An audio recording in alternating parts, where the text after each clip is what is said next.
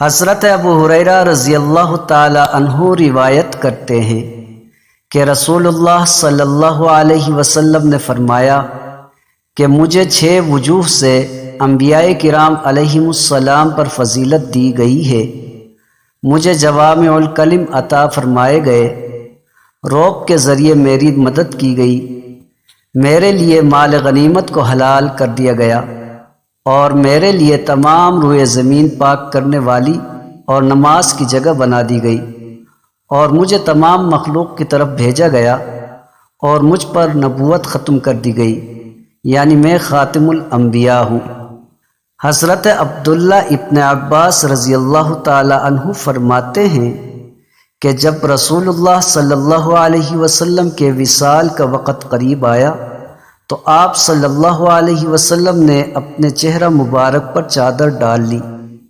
پھر جب گھبراہٹ ہوتی تو چہرہ مبارک سے چادر ہٹا دیتے اور فرماتے کہ یہود و نصارہ پر اللہ تعالیٰ کی لعنت ہو کہ انہوں نے اپنے نبیوں کی قبروں کو سجدگاہ بنا لیا۔ آپ صلی اللہ علیہ وسلم ڈرتے تھے